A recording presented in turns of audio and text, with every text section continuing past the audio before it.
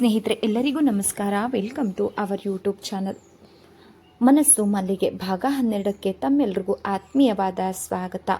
ಕುಮು ಶೀಲಾಗೆ ಹೀಗೆಂದಳು, ನಿಮ್ಮದು ಒಂದೆರಡು ಕಾಫಿಯ ತೋಟಗಳು ಇವೆ ಎಂದರು. ನಿಜವೇ? ಇದೆ, ಆದರೆ ಟೀ ತೋಟವೇ ಜಾಸ್ತಿ ಕುಮು. ಅಗೋ ಅಲ್ಲಿ ಕಾಣ್ತಾ ಇಲ್ಲವೇ ಆ ಮನೆ? ಅದೇ ಶಾಮು ಹೋದ ವರ್ಷ ಕಟ್ಟಿಸಿದ್ದು.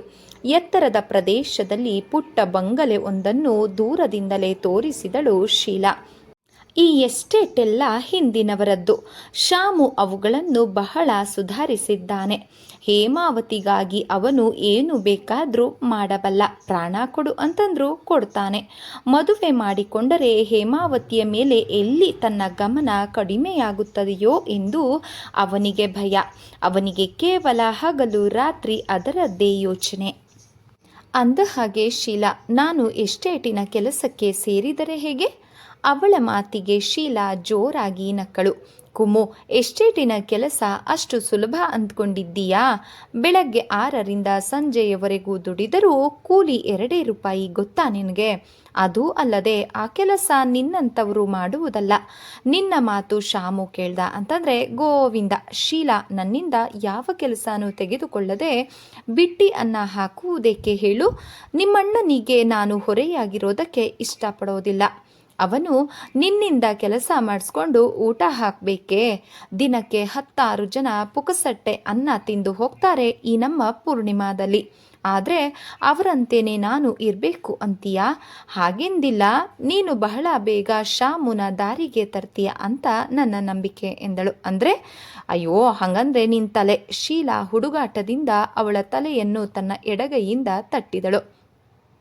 ಅವಳ ಒಳಗಿನ ಮಾತು ಕುಮುಗೆ ಅರ್ಥವಾಗಲಿಲ್ಲ. ಕುಮು ಏನಂತ ಹೇಳಿ? ಇತ್ತೀಚೆಗಂತೂ ಶಾಮುಗೆ ಜಯಂತಿನ ಕಂಡ್ರೆ ಅಷ್ಟಕ್ಕಷ್ಟೇ, ಯಾಕೋ ಗೊತ್ತಿಲ್ಲ ಎಂದಳು. ಕುಮು ಅವಳ ಮಾತು ಕೇಳಿ ಸಮಾಧಾನಳಾದಂತೆ ಕುಳಿತಳು. ಅವನು ಒಂದು ರೀತಿಯ ವಿಚಿತ್ರವಾದ ಮನುಷ್ಯ, ಹೇಗಂತಾನೆ ಹೇಳೋಕೆ ಸಾಧ್ಯವಿಲ್ಲ. ಆದರೆ ಹುಷಾರಾಗಿರಬೇಕು. ನನ್ನ ಬಾಳಿನಂತೆ ನಿನ್ನದು ಗೋಳಿನ ಕಥೆಯಾದೀತು. ಕುಮುಗೆ ಸಣ್ಣಗೆ ಮೈ ನಡುಗಿದಂತಾಯಿತು. ಅವಳೆಂದಳು, ನನಗೆ ಯಾರ ಭಯವೂ ಇಲ್ಲ ಶೀಲಾ, ಯಾರಿಗೂ ಹೆದರಲಾರೆ. ನಿಮ್ಮಣ್ಣನ ಹಂಗು ನನಗೇಕೆ ಎಂದು. ಆ ರೀತಿ ಅನ್ನೋರೆಲ್ಲ ಈ ದಿನ ಅವನಿಗಾಗಿ ಹಂಬಲಿಸ್ತಾ ಇದ್ದಾರೆ. ಆದರೆ ದೇವರ ದಯೆ, ಅವನ ದೃಷ್ಟಿ ಯಾರ ಮೇಲೂ ಬಿದ್ದಿಲ್ಲ. ಶಾಮುಗೆ ಏನಾಗಿದೆ? ಅವನಿಗೆ ರೂಪ ಇಲ್ಲವೇ? ವಿದ್ಯೆ, ಗುಣ, ಐಶ್ವರ್ಯ ಯಾವುದಕ್ಕೂ ಕಡಿಮೆ ಇಲ್ಲ. ಆದರೂ ಸಹ ಅವಳೇಕೆ ತನ್ನ ಒಡಹುಟ್ಟಿದವನನ್ನು ಸಂಶಯದಿಂದಲೇ ಕಾಣುತ್ತಾಳೆ? ಏನಿದೆಯೋ ಒಳಗುಟ್ಟು. ಅತಿ ದೊಡ್ಡ ವಂಶದವರ ಹಣೆ ಬರಹವೇ ಇಷ್ಟು. ಶೀಲಾ, ನಿಮ್ಮ ಹಿಂದಿನವರ ಚರಿತ್ರೆ ಎಲ್ಲ ಚೆನ್ನಾಗಿಲ್ಲ ಅಂತ ಕೇಳಿದೆ, ನಿಜವೇ ಎಂದಳು. ಅವಳ ಮಾತಿನಿಂದ ಅಪ್ರತಿಭಳಾಗಿ ಅವಳತ್ತ ನೋಡಿದಳು ಶೀಲಾ. ಬೆಳಗಿನ ಸೂರ್ಯನ ಕಿರಣಗಳು ಕುಮುವಿನ ಕೆನ್ನೆಯ ಮೇಲೆ ನರ್ತಿಸುತ್ತಲಿದ್ದವು. ಕುಮುದ ತಿಳಿ ಹಸಿರು ಬಣ್ಣದ ಮೈಸೂರು ಸೀರೆ ಉಟ್ಟಿದ್ದಳು. ಅದೇ ಬಣ್ಣದ ಮೊಂಡು ತೋಳಿನ ರವಿಕೆ ತಲೆಯ ಕೂದಲನ್ನು ಜಡೆ ಹೆಣೆಯದೆ ರಿಬ್ಬನ್ನಿಂದ ಬಿಗಿಯಾಗಿ ಕಟ್ಟಿದ್ದಳು.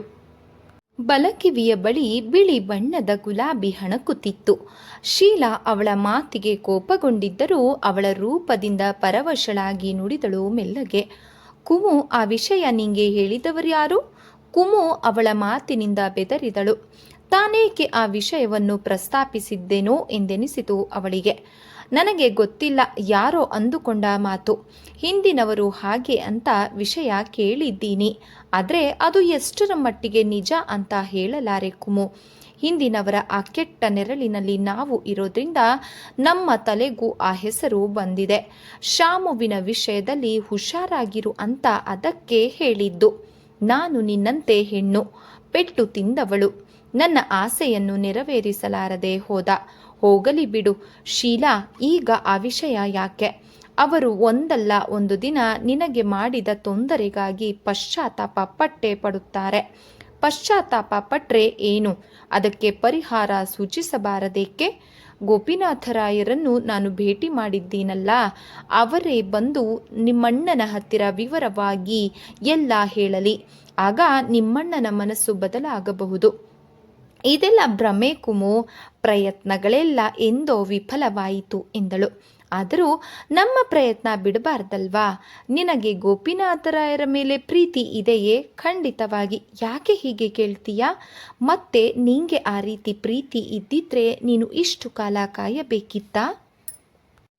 ಬಲಕಿವಿಯ ಬಳಿ ಬಿಳಿ ಬಣ್ಣದ ಗುಲಾಬಿ ಹಣಕುತ್ತಿತ್ತು. ಶೀಲಾ ಅವಳ ಮಾತಿಗೆ ಕೋಪಗೊಂಡಿದ್ದರೂ ಸಹ ಅವಳ ರೂಪದಿಂದ ಪರವಶಳಾಗಿ ನುಡಿದಳು ಮೆಲ್ಲಗೆ. ಕುಮು, ಆ ವಿಷಯ ನಿಂಗೆ ಹೇಳಿದವರ್ಯಾರು? ಕುಮು ಅವಳ ಮಾತಿನಿಂದ ಬೆದರಿದಳು. ತಾನೇಕೆ ಆ ವಿಷಯವನ್ನು ಪ್ರಸ್ತಾಪಿಸಿದ್ದೇನೋ ಎಂದೆನಿಸಿತು ಅವಳಿಗೆ. ನನಗೆ ಗೊತ್ತಿಲ್ಲ, ಯಾರೋ ಅಂದುಕೊಂಡ ಮಾತು. ಹಿಂದಿನವರು ಹಾಗೆ ಅಂತ ವಿಷಯ ಕೇಳಿದ್ದೀನಿ, ಆದರೆ ಅದು ಎಷ್ಟರ ಮಟ್ಟಿಗೆ ನಿಜ ಅಂತ ಹೇಳಲಾರೆ ಕುಮು. ಹಿಂದಿನವರ ಆ ಕೆಟ್ಟ ನೆರಳಿನಲ್ಲಿ ನಾವು ಇರೋದ್ರಿಂದ ನಮ್ಮ ತಲೆಗೂ ಆ ಹೆಸರು ಬಂದಿದೆ. ಶಾಮುವಿನ ವಿಷಯದಲ್ಲಿ ಹುಷಾರಾಗಿರು ಅಂತ ಅದಕ್ಕೆ ಹೇಳಿದ್ದು. ನಾನು ನಿನ್ನಂತೆ ಹೆಣ್ಣು, ಪೆಟ್ಟು ತಿಂದವಳು.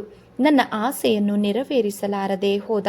ಹೋಗಲಿ ಬಿಡು ಶೀಲಾ, ಈಗ ಆ ವಿಷಯ ಯಾಕೆ?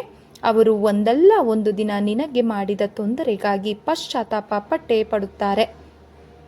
ಪಶ್ಚಾತ್ತಾಪ ಪಟ್ರೆ ಏನು? ಅದಕ್ಕೆ ಪರಿಹಾರ ಸೂಚಿಸಬಾರದೇಕೆ? ಗೋಪಿನಾಥರಾಯರನ್ನು ನಾನು ಭೇಟಿ ಮಾಡಿದ್ದೀನಲ್ಲ, ಅವರೇ ಬಂದು ನಿಮ್ಮಣ್ಣನ ಹತ್ತಿರ ವಿವರವಾಗಿ ಎಲ್ಲ ಹೇಳಲಿ. ಆಗ ನಿಮ್ಮಣ್ಣನ ಮನಸ್ಸು ಬದಲಾಗಬಹುದು. ಇದೆಲ್ಲ ಭ್ರಮೆ ಕುಮು, ಪ್ರಯತ್ನಗಳೆಲ್ಲ ವಿಫಲವಾಯಿತು ಎಂದಳು. ಆದರೂ ನಮ್ಮ ಪ್ರಯತ್ನ ಬಿಡಬಾರ್ದಲ್ವಾ? ನಿನಗೆ ಗೋಪಿನಾಥರಾಯರ ಮೇಲೆ ಪ್ರೀತಿ ಇದೆಯೇ? ಖಂಡಿತವಾಗಿ. ಯಾಕೆ ಹೀಗೆ ಕೇಳ್ತೀಯಾ? ಮತ್ತೆ ನಿಂಗೆ ಆ ರೀತಿ ಪ್ರೀತಿ ಇದ್ದದ್ರೆ ನೀನಿಷ್ಟು ಕಾಲ ಕಾಯಬೇಕಿತ್ತೇನು? ತತ್ಕ್ಷಣವೇ ಅವರ ಜೊತೆ ಎಲ್ಲಿಯಾದರೂ ಹೊರಟು ಹೋಗುತ್ತಿದ್ದೆ.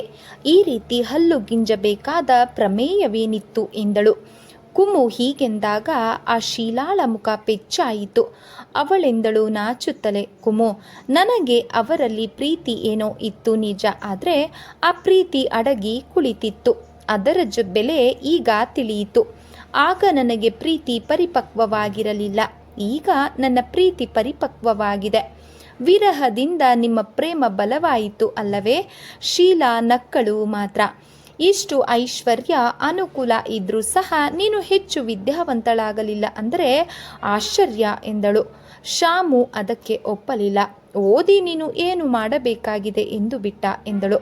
ಕುಮು ಅವಳ ಅಸಹಾಯಕತೆಗಾಗಿ ಮರುಗಿದಳು. ಒಂದು ವಿಷಯ, ಈಗ ಪ್ರಾಯಶಃ ಶಾಮು ಎಸ್ಟೇಟ್ನಲ್ಲಿ ಇರ್ತಾನೆ. ಅವನು ಯಾಕೆ ಬಂದ್ರಿ ಅಂತ ಕೇಳಿದ್ರೆ, ನಾನು ಕೆಲಸಕ್ಕೆ ಸೇರುವುದಕ್ಕೆ ಬಂದೆ ಅಂತ ಹೇಳು, ಆಯ್ತಾ? ಹೀಗೆ ಶೀಲಾ ಎಂದಾಗ ಕುಮು ಅವಳ ಮಾತಿಗೆ ನಕ್ಕು ಹಾಗೆ ಆಗಲಿ ಎಂದಳು. ಅದು ಒಂದು ತಮಾಷೆ ನಡೆದೇ ಹೋಗಲಿ. ಎತ್ತರವಾದ ಇಳಿಜಾರು ಪ್ರದೇಶದಲ್ಲಿ ಹಸಿರು ಸೀರೆಗಳನ್ನು ಹರಡಿದಂತೆ ಟೀ ಗಿಡಗಳು ಪಸರಿಸಿದ್ದವು. ಅವುಗಳು ಅಷ್ಟು ಇಳಿಜಾರಿನಲ್ಲಿ ಇವೆಯಲ್ಲ, ಅಲ್ಲಿಯವರೆಗೂ ಇಳಿಯೋದು ಹೇಗೆ? ಅದಕ್ಕೆ ಮೆಟ್ಟಿಲುಗಳಿವೆ ಕುಮು. ಕುಮು ಸಂತಸದಿಂದ ಪ್ರಕೃತಿ ಸೌಂದರ್ಯವನ್ನು ವೀಕ್ಷಿಸುವುದರಲ್ಲಿ ತೊಡಗಿದಳು. ತಂಪಾದ ಹವ ಬೆಂಗಳೂರಿಗಿಂತ ಇದೆಷ್ಟು ಹಿತ ಎನಿಸಿತು ಅವಳಿಗೆ. ಅವಳೆಂದಳು, ಶೀಲಾ, ಈ ವಾತಾವರಣ ತುಂಬ ಹಿತವಾಗಿದೆ. ಇಲ್ಲಿ ಹವ ಹಿತವಾಗಿದೆ, ಆದರೆ ಮನಸ್ಸಿಗೆ ಹಿತವಿಲ್ಲ ಕುಮು. ಅದು ಸರಿ ಹೋಗತ್ತೆ ಬಿಡು. ಕುಮುವಿನ ಸಮಾಧಾನ ಅವಳಿಗೆ ತಾತ್ಕಾಲಿಕ ನೆಮ್ಮದಿ ನೀಡಿತು. ಅನೇಕ ತಿರುವು ಮುರುವುಗಳನ್ನು ದಾಟಿ ಕೊನೆಗೆ ಶೀಲಾ ಕುಮುಗೆ ತೋರಿಸಿದಳು. ನೋಡು ಕುಮು, ಇದೇ ಹೇಮಾವತಿ. ಇಲ್ಲಿ ಬೇಕಾದಷ್ಟು ಕೂಲಿಯಾಳುಗಳು ಕೆಲಸ ಮಾಡುತ್ತಾರೆ. ಯಾವುದಕ್ಕೂ ಸಹ ಕಡಿಮೆ ಇಲ್ಲ ಅವರಿಗೆ. ವರ್ಷಕ್ಕೆ 1 ಬಾರಿ ಬೋನಸ್ಸು, ಬಟ್ಟೆ ಬರೆ ಎಲ್ಲ ಕೊಡ್ತಾನೆ ಶಾಮು. ಆದರೇನು ಪ್ರಯೋಜನ? ಆಳುಗಳಿಗೆ ಇರುವ ಸಂತೋಷ ನನಗಿಲ್ಲ. ಕಾರು ಇದ್ದಕ್ಕಿದ್ದಂತೆಯೇ ತಟ್ಟನೆ ನಿಂತಿತು. ಶೀಲಾ ಅವಳಿಗೆಂದಳು, ಇಳಿ. ಹೇಮಾವತಿಯನ್ನು ಮೊದಲ ಬಾರಿಗೆ ನೋಡ್ತಾ ಇದ್ದೀಯಾ? ಅದಕ್ಕೆ ಈ ಒಂದು ಕೊನೆಗೆ ಕರೆದುಕೊಂಡು ಬಂದೆ. ಇಬ್ಬರು ಕಾರಿನಿಂದ ಇಳಿದರು. ಕುಮುದ ಎಸ್ಟೇಟಿನ ಕೆಲಸ ಮಾಡುವ ಆಳುಗಳನ್ನೇ ಆಶ್ಚರ್ಯದಿಂದ ನೋಡತೊಡಗಿದಳು. ಕೈಯಲ್ಲಿ ಬುತ್ತಿ ಹಿಡಿದು 4-6 ಮಂದಿ ಹೆಣ್ಣಾಳುಗಳು ಎಸ್ಟೇಟಿನ ಒಳಗೆ ಬಂದವರು ಶೀಲಾಳನ್ನ ನೋಡಿ ಕೈ ಮುಗಿದು ನುಡಿದರು. ಚಿಕ್ಕಮ್ಮ ಅವರು ಇದ್ದಕ್ಕಿದ್ದಂಗೆ ಬಂದವರಲ್ಲ, ಈಟು ದಿನಕ್ಕೆ ಈ ತೋಟ ನೆನಪಾಯ್ತೇನೋ? ಹಾಗೇನಿಲ್ಲ, ಸದಾ ಬಂದು ಮಾತಾಡೋದು ತಾನೇ ಏನಿದೆ. ಇವರು ಬಂಗ್ಲೆಗೆ ಹೊಸದಾಗಿ ಬಂದವರಲ್ಲ ಅವರ? ಹೆಣ್ಣಾಳು ಪ್ರಶ್ನಿಸಿದಳು. ಗಲ್ಲದ ಮೇಲೆ ಕೈ ಊರಿ ಅವರೇ ಎಂದಳು. ನೀವು ಬಂದ್ರೆ ಹೇಮಾವತಿ ಕಿಲಕಿಲನೆ ನಗ್ತಂಗೆ ಆಗತ್ತೆ ಎಂದಳು. ಈರಮ್ಮ ಶೀಲಾಳನ್ನು ಹೊಗಳುತ್ತಲೆ. ಯಾಕೆ ನೀವೆಲ್ಲ ಇವತ್ತು ಬಹಳ ತಡವಾಗಿ ಬರ್ತಾ ಇರೋ ಹಾಗಿದೆ? ಒಸಿ ಹೊತ್ತಾಯಿತು. ನಮ್ಮ ಕೇರಿಲಿ ನಿಂಗವ್ವನ ಮಗಳು ಸ್ವಾತಿ ಇರಲಿಲ್ವಾ? ಅವರು ದೊಡ್ಡವಳಾದ್ಲು, ಅದಕ್ಕೆ ಹೊತ್ತಾಯಿತು ಎಂದರು. ನೀವು ಇನ್ನು ಹೋಗಿ ಹೊತ್ತಾಯಿತು. ಶೀಲಾ ಹೀಗೆಂದಾಗ ಅವರೆಲ್ಲರೂ ಹೊರಟರು. ಕುಮು ತನ್ನ ಕಂಗಳನ್ನು ತಲ್ಲಣಿಸಿಕೊಳ್ಳುವುದರಲ್ಲಿ ತೃಪ್ತಳಾಗಿದ್ದಳು. ನೋಡು, ಶಾಮು ಅಲ್ಲಿ ನಿಂತಿದ್ದಾನೆ ಎಂದು ಶೀಲಾ ಕುಮುಗೆ ಅವನಿರುವ ಜಾಗವನ್ನು ತೋರಿಸಿದಳು. ಶಾಮು ಇಳಿಜಾರಾದ ಬೆಟ್ಟದ ಮಧ್ಯೆ ನಿಂತಿದ್ದ. ಅವನಿಗೂ ಇವರಿದ್ದ ಜಾಗಕ್ಕೆ ಬಹಳವೇ ಅಂತರವಿದ್ದರೂ ಅವನು ಎತ್ತರದಲ್ಲಿ ಇದ್ದಿದ್ದರಿಂದ ಇವರ ಕಣ್ಣಿಗೆ ಕಾಣುತ್ತಿದ್ದ. ಟೀ ಗಿಡಗಳ ಬಳಿ ನಿಂತು ಹೆಣ್ಣು ಹಾಗೂ ಗಂಡಾಳುಗಳು ಬಿದುರಿನ ಬುಟ್ಟಿಯನ್ನು ಬೆನ್ನಿಗೆ ಕಟ್ಟಿಕೊಂಡು ಸರಸರನೆ ಎಲೆಗಳನ್ನು ಬಿಡಿಸುತ್ತಿದ್ದರು. ಕುಮು ಶೀಲಾಳ ಜೊತೆ ಹೊರಟಳು. ಆಳುಗಳು ತಮ್ಮ ತಮ್ಮಲ್ಲಿಯೇ ಮಾತನಾಡುತ್ತಲೇ ಚುರುಕಾಗಿ ಕೆಲಸ ಮಾಡುತ್ತಿದ್ದರು. ಚಿಕ್ಕಮ್ಮ ಅವರು ಬಂದವರೇ, ಅವರಲ್ಲೇ ಗುಸುಗುಸು ಆರಂಭವಾಗಿತ್ತು. ಶೀಲಾಳ ಮಗ್ಗುಲಲ್ಲಿದ್ದ ಕುಮುವಿನ ಮೇಲೆ ಅವರ ದೃಷ್ಟಿ ನಾಟುತ್ತಿತ್ತು. ಅವಳು ಸಹ ಅವರನ್ನು ಕೌತುಕದಿಂದ ವೀಕ್ಷಿಸುತ್ತಿದ್ದಳು.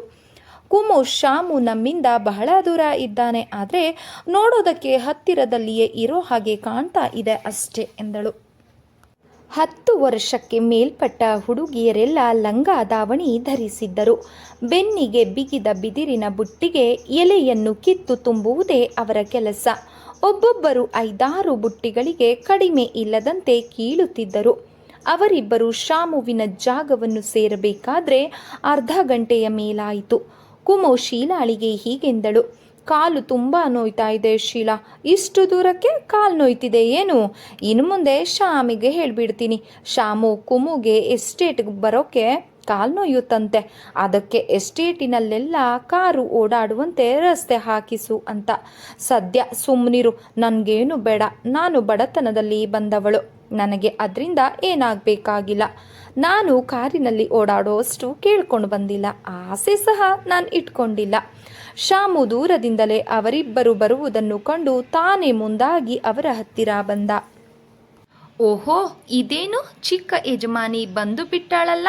ಅಪರೂಪವಾಗಿ ಹಾಸ್ಯವಾಗಿ ನುಡಿದು ತಂಗಿಯ ಕಡೆಗೆ ನೋಡಿದ ಶಾಮು. ಆದರೆ ಅವಳು ಮಾತ್ರ ಮುಖ ಬಿಗಿದಳು. ಓರೆಯಾಗಿ ನೋಡಿದಳು ಕುಮು ಅವನತ್ತ. ಅವನು ಕಂದು ಬಣ್ಣದ ಉಲ್ಲನ್ ಪ್ಯಾಂಟನ್ನು ಧರಿಸಿದ್ದ. ಹಳದಿ ಬಣ್ಣದ ಅರೆ ತೋಳಿನ ಟೆರಲಾನ್ ಬುಷ್ಕೋಟ್ ಅವಳ ತೋಳನ್ನು ಬಿಗಿಯಾಗಿ ಅಪ್ಪಿ ಹಿಡಿದಿತ್ತು. ಕೆಂಪು ಮಿಶ್ರಿತ ಮೈ ಬಣ್ಣದ ಅವನಿಗೆ ಯಾವ ಬಣ್ಣದ ಬಟ್ಟೆಯಾದರೂ ಒಪ್ಪುವಂತಿತ್ತು. ಕುಮು, ಬಾ ಇಲ್ಲಿ ನೋಡು, ಇವಳೇ ಗೌರವ್ವ, ನಮ್ಮ ಟೀ ಎಸ್ಟೇಟ್ನ ಕೂಲಿ ಆಳುಗಳಲ್ಲಿ ಅತಿ ಹಿರಿಯವಳು. ಎಷ್ಟು ವಯಸ್ಸಾಗಿದ್ರೂ ಬಹಳ ಚಟುವಟಿಕೆಯಿಂದ ಕೆಲಸ ಮಾಡ್ತಾಳೆ. ಕುಮು ಗೌರವ್ವವನ್ನು ನೋಡಿದಳು. ಸುಕ್ಕಾದ ಮುಖ, ಬಿಳಿಯ ಬಣ್ಣದ ಕೂದಲು ಅವಳ ಕರಿಯ ಮುಖಕ್ಕೆ ಎದ್ದು ಕಾಣುತ್ತಿತ್ತು. ಅವಳ ವಯಸ್ಸನ್ನು ಹೇಳುತ್ತಿತ್ತು. ಕಿವಿಯಲ್ಲಿ ಕೆಂಪು ಹರಳಿನ ಬೆಂಡೋಲೆ ಜೋತು ಬಿದ್ದು ಅವಳ ಭುಜವನ್ನು ತಟ್ಟುತ್ತಿತ್ತು. ಕೊರಳಲ್ಲಿ ಗುಂಡಿನ ಸರ. ಚಿಕ್ಕಮ್ಮ ಅವರು ಅಪರೂಪವಾಗಿ ಬಂದ್ರಲ್ಲ ಈ ಕಡೆ? ಅವಳು ಆಶ್ಚರ್ಯದಿಂದ ಶೀಲಾಳ ಕಡೆ ನೋಡಿ ನುಡಿದಳು. ಹೀಗೆ ಬಂದೆ ಗೌರವ್ವ, ನಿಮ್ಮನ್ನೆಲ್ಲ ನೋಡ್ಕೊಂಡು ಹೋಗೋಣ ಅಂತ. ಮಗ ಚೆನ್ನಾಗಿದ್ದಾನಾ? ಕುಮು, ಶಾಮು ಪರಸ್ಪರ ದೃಷ್ಟಿ ಬೆರೆತಾಗ ಅವಳು ಬೆಚ್ಚಿ ತಲೆ ಬಗ್ಗಿಸಿದಳು. ಅವನು ತುಂಟತನದಿಂದ ನಕ್ಕು ನುಡಿದ. ಶೀಲಾ, ಎಸ್ಟೇಟ್ನ ಕೆಲಸಕ್ಕೆ ಸೇರೋದಕ್ಕೆ ಕುಮು ಬಂದಾಳೇನೋ? ಅದಕ್ಕೆ ಕರೆದುಕೊಂಡು ಬಂದೆ. ಮನೆಯಲ್ಲಿ ಬೇಜಾರಂತೆ ಅವಳಿಗೆ. ಸದ್ಯ ಆಳುಗಳು ಕಡಿಮೆ ಇದ್ರು. ಈಗ ಕೆಲಸ ಬೇಗ ಸಾಗುತ್ತೆ. ಕುಮು 1-2 ಟೀ ಎಲೆಗಳನ್ನು ಕಿತ್ತಳು. ನೋಡಿದ್ಯಾ? ಅಡ್ಡಕಸ್ಬಿನವರ ಹಣೆ ಬರಹ. ಟೀ ಎಲೆ ಹಾಗೇನ ಕೀಳೋದು ಶೀಲಾ? ಕುಮುಗೆ ಹೇಳು, ಟ್ರೈನಿಂಗ್ ಆದ ಹೊರತು ಕೆಲಸ ಕೊಡುವುದಿಲ್ಲ ಅಂತ. 2 ಎಲೆ 1 ಕುಡಿ ಕೀಳಬೇಕು ಅಂತ ಅವಳಿಗೆ ಹೇಳು. ಕುಮುವಿನ ಮುಖ ಕೆಂಪಾಯಿತು. ಶೀಲಾ ಎಂದಳು. ಅವಳಿಗೆ ಟೀ ಎಸ್ಟೇಟ್ನ ವಿಷಯ ಒಂದೂ ತಿಳಿಯದು. ಟೀ ಗಿಡಗಳ ವಿಷಯವನ್ನೆಲ್ಲ ನೀನೇ ವಿವರಿಸಿ ಬಿಡು. ಶಾಮು, ಸರಿ ಕುಮುದಿನಿ, ನೋಡು, ಟೀ ಬೆಳೆಯೋದು ಇಳಿಜಾರು ಪ್ರದೇಶಗಳಲ್ಲಿ, ಪರ್ವತದ ತಪ್ಪಲು ಮುಂತಾದ ಕಡೆ ತಂಪಾದ ಹವಾ ಇರಬೇಕು ಎಂದನು. 1220 ಮೀಟರ್ಗಳ ಎತ್ತರದಲ್ಲಿ ಟೀ ಬೆಳೆಯುತ್ತಾರೆ. ಭಾರತದಲ್ಲಿ 6,000ಕ್ಕೂ ಹೆಚ್ಚು ಟೀ ತೋಟಗಳಿವೆ. ಅವುಗಳಲ್ಲಿ 4,000 ಅಸ್ಸಾಂ ಪ್ರದೇಶದಲ್ಲಿವೆ. ಟೀ ಶೆಡ್ ಸ್ಟ್ರೆಸ್ ಅಂತ ಟೀಗೆ ನೆರಳಾಗಿ ನಿಲ್ಲುವ ಗಿಡಗಳು ಇವೆ. ಫೈನ್ ಟ್ರೀ, ಆಲ್ಬ್ಯೂಸಿಯಾ, ಲೋರ್ಪಾತ, ಲೂಸಿಡಾ ಹೀಗೆ ಮುಂತಾದ ನಾನಾ ರೀತಿಯ ಮರಗಳನ್ನು ಬೆಳೆಯಬಹುದು. ಸಾಕು ನಿಲ್ಲಿಸು, ನಾವು ಸಸ್ಯಶಾಸ್ತ್ರ ಓದುವುದಕ್ಕೆ ಇಲ್ಲಿಗೆ ಬಂದಿಲ್ಲ, ಎಸ್ಟೇಟ್ ನೋಡೋದಕ್ಕೆ ಬಂದಿದ್ದೀವಿ ಎಂದಳು ಶೀಲಾ. ಶಾಮು ಪೆಚ್ಚಾಗಿ ನಿಂತ. ಅವನ ಹುಮ್ಮಸ್ಸೆಲ್ಲ ಇಳಿದು ಹೋಯಿತು. ಕುಮುಗೆ ಇದು ವಿನೋದವಾಗಿ ಕಂಡಿತು. ಇಬ್ಬರು ಎಸ್ಟೇಟನ್ನು ನೋಡಿ ಬನ್ನಿ. ಶಾಮು ಶೀಲಾಳಿಗೆ ಹೀಗೆಂದ. ಈಗಾಗಲೇ ಅವಳಿಗೆ ಕಾಲ್ನೋವು ಆರಂಭವಾಗಿದೆ. ಸರಿ ಹೋಯ್ತು, ಇನ್ನು ಎಷ್ಟೊಂದು ನೋಡುವುದಿದೆ. ಎಲ್ಲ ಕಡೆಯೂ ಇದೆ ಬರೀ ಟೀ ಗಿಡಗಳು. ಕುಮು ಬಾಯಲ್ಲಿ ನುಡಿದರೂ ಮನಸ್ಸಿನಲ್ಲಿ ಆ ಪ್ರಕೃತಿ ಸೌಂದರ್ಯಕ್ಕೆ ಮಾರು ಹೋಗಿದ್ದಳು. ಕುಮುದ ನೋಡು, ಎಷ್ಟೊಂದು ಮಂದಿ ಆಳುಗಳು ಕೆಲಸ ಮಾಡ್ತಾ ಇದ್ದಾರೆ. ಹೇಮಾವತಿ ಎಷ್ಟು ಜನಕ್ಕೆ ಆಶ್ರಯ ಕೊಟ್ಟಿದ್ದಾಳೆ, ಅದರಲ್ಲೂ ನಿಂಗೆ ಒಬ್ಬಳಿಗೆ ಕೊಡಲ್ಲ ಅನ್ನುತ್ತಾಳೇನು ಎಂದು ಶೀಲಾ ಕುಮುದಾಗೆಂದಳು. ಸ್ನೇಹಿತರೆ, ಈ ಒಂದು ಕಾದಂಬರಿ ತಮಗೆ ಇಷ್ಟ ಆದರೆ ದಯವಿಟ್ಟು ಲೈಕ್ ಮಾಡಿ, ಸಬ್ಸ್ಕ್ರೈಬ್ ಮಾಡಿ, ಸಪೋರ್ಟ್ ಮಾಡಿ ಫ್ರೆಂಡ್ಸ್. ಧನ್ಯವಾದಗಳು, ನಮಸ್ಕಾರ.